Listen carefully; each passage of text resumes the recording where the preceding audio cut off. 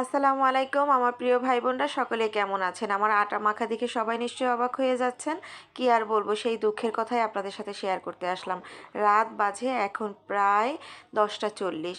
এই রাতের ভিডিওটাই আপনাদের সাথে শেয়ার করতে চলে আসলাম। বাচ্চারা বায়না করেছে তারা রাতের বেলা ভাত খাবে না, রুটি খাবে, তার সাথে বুটের ডাল দিয়ে মুরগির মাংস রান্না করতে বলছে। কি আর করা, বাচ্চাদের আবদারগুলো পূরণ করলে ওদের মুখে যে একটা তৃপ্তির হাসি দেখতে পাই, সেই হাসিটা দেখার জন্যই শুরু করে দিলাম আয়োজন। আমি আটাটা একটু ইস্ট দিয়ে মাখিয়ে রেখেছি আর সব মশলা একসাথে করে বেটে রেখেছি। আজকে আদা রসুনের সাথে একটু জায়ফল জয়ত্রীও দিব। আর এই যে মাংস ভাজাভাজি শুরু হয়ে গিয়েছে, যেহেতু ব্রয়লারের মুরগি আর এই মুরগিটা একটু ভাজাভাজি করলে খুব ভালো লাগে।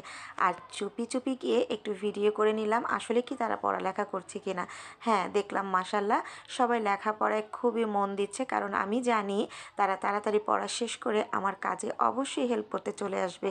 যাই হোক, ওই যে দেখুন আমার ছোটোটা আর ছেলেটা ডাইনিং টেবিলে পড়ছে, কারণ বড় মেয়ে দিয়েছে বকা, ওর পড়া ডিস্টার্ব করছিল, তাই দুইজনেই উঠে এখানে পড়তে চলে এসেছে।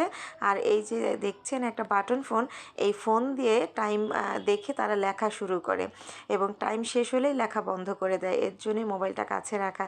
ওই যে আমার টুনটুনি পাখি কি সুন্দর পড়ছে মাশাল্লাহ। সবাই কিন্তু খাবারের অপেক্ষায় আছে। চলুন আমরা তাড়াতাড়ি রান্না সেরে নিই। তো আমি তাড়াতাড়ি করে রান্না করতে চলে গেলাম। এই ফাঁকে আবার এসে দেখি আমার ছোটোটা চুপি চুপি এসে খেলা করছে। দেখেছেন অবস্থা, বাচ্চাদেরকে একটু খেয়াল না রাখলে কি অবস্থা হয়। সে চলে এসেছে বায়না, সে ভাজা মাংস খাবে। আমি কি আর ওইভাবে ভালো করে মাংস ভেজেছি বলেন তো, এই মাংস কি খাওয়া যায়? যাই হোক, তারপরও তাকে 3টা মাংস দিতে হবে। যাই হোক, ওকে 3টা মাংস দিয়ে দিলাম। সে ভীষণ খুশি। একটু যেগুলো ভাজা ভাজা হয়েছিল বেশি, সেগুলোই দিলাম। সে খাবার খাচ্ছে। আমারও এই ফাঁকে রান্না অনেকটা হয়ে এসেছে। আমি বুটের ডাল দিয়ে ভালো করে আমি মাংসটাকে কষিয়ে নিব।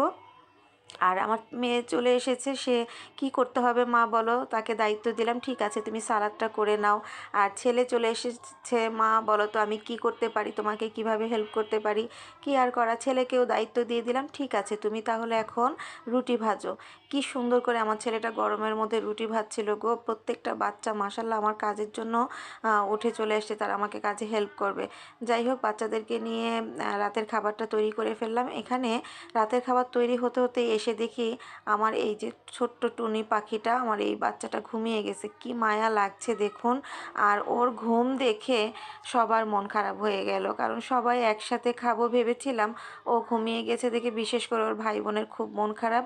তারপরে ছেলেটা দৌড়ে গিয়ে খাবার নিয়ে এসেছে, মা দেখো না ওকে উঠিয়ে একটু খাওয়ানো যায় কি না। কোনোভাবেই মেয়েটাকে আর উঠানো গেল না। আর আমার ছেলেটারও প্রচণ্ড মন খারাপ হয়ে গেল, কারণ ছোট ভাই বোন যদি খাবার না খেয়ে ঘুমিয়ে যায়, আর এত মজা করে সবাই চিন্তা করছিলাম খাবো, সেখানে আমার টুনিটা ঘুমিয়ে গেল। যাই হোক, সবাইকে অসংখ্য ধন্যবাদ পুরো ভিডিওটা দেখার জন্য। ভালো থাকবেন, আল্লাহ হাফিজ।